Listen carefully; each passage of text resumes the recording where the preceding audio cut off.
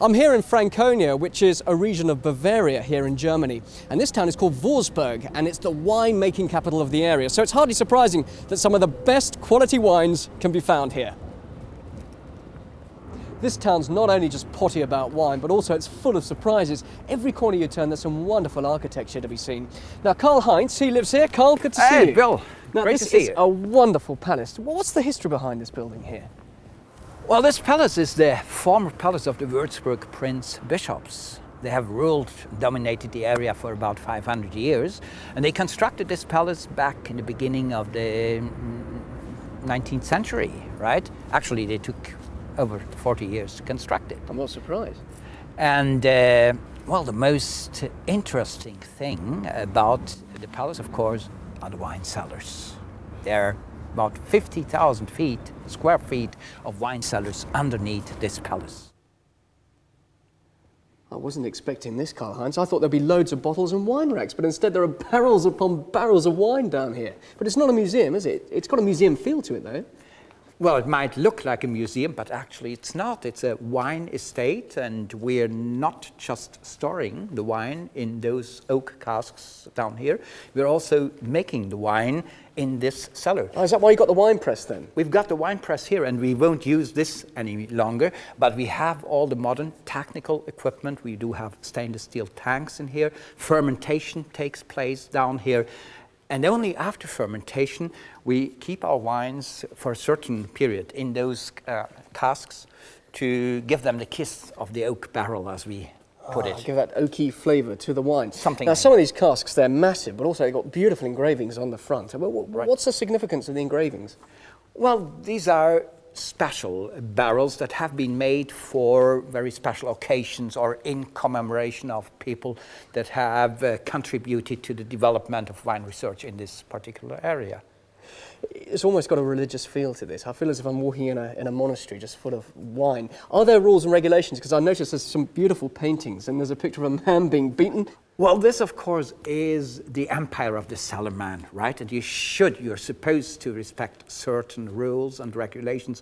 One of them, for example, is that you're not supposed to knock at the barrels, because in former times, the merchants came down here, and they, of course, wanted to figure out whether the barrels were full or empty, because this had an impact on the price of the wine, so they were not allowed or not supposed to do that. And if they were caught, they were punished?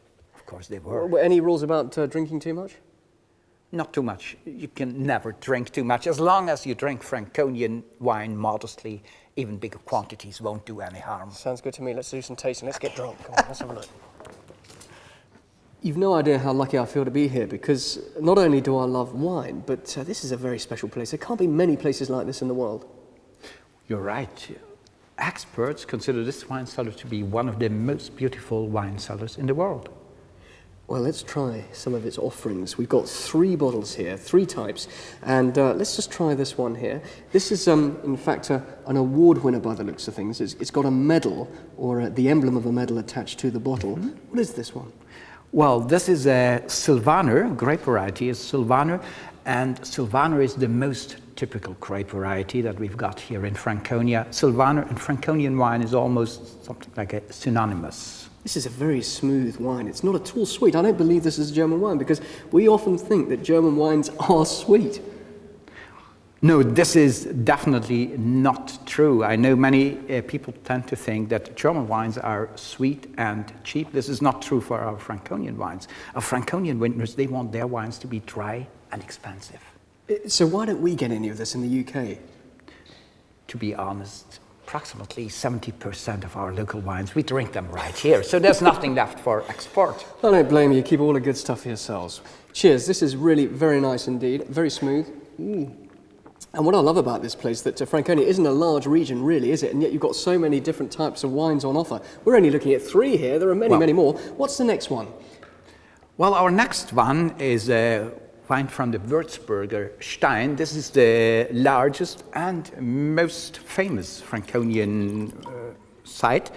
And the wine from the Würzburg Stein, as a matter of fact, has been the favorite wine of the famous German poet and writer Johann Wolfgang von Goethe. have, You know, that gives us an idea of the history of this, because I mean, that was, what, 200, 200 250 years ago, it was in the used to beginning of drink the this? 19th century, he used to drink 3 liters of this wine personally and per day.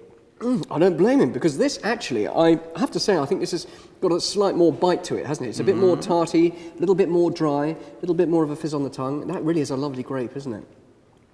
Well, the grape variety is Riesling. So Riesling, of course, is the uncrowned king among the German wines. It's all going down very well. I'm glad to see we've got another bottle here. It's a blue bottle. Does that mean anything, the blue colour? Not the blue color particularly, but the shape of the bottle, of course, is very typical for our Franconian wines. And we call this wine bottle the Bocksbeutel. Now, it's a strange word, even in German. And the name and the size of this blue bottle are reminding us of a scrotum of a billy goat. A what? A scrotum of a billy goat. Mind you, in former times it was not that cheap and not that easy to make glass bottles, so they castrated the billy goats and they used those type of soft bottles to carry their daily wine ration along with them. You've been drinking, haven't you? Not too much yet. He's serious. Well, let's just try it then. I mean, that does put me off a little bit, but that's amazing. So that is the traditional meaning behind the shape of this bottle. Well, I suppose it makes sense. Let's just try this. Again, a different type of grape. Now, that's sweeter, without a doubt. That is definitely sweeter. It is, we would call it a fruity grape variety. We are growing and cultivating well over 20 different grape varieties in this area. So our wines are very kind of individual wines. They're not brand wines. I'm really impressed, and it's a shame that they don't really have a wider audience, but I don't blame you for keeping all these wonderful wines to yourselves. Now listen, we've had 3. Any chance of cracking that one open?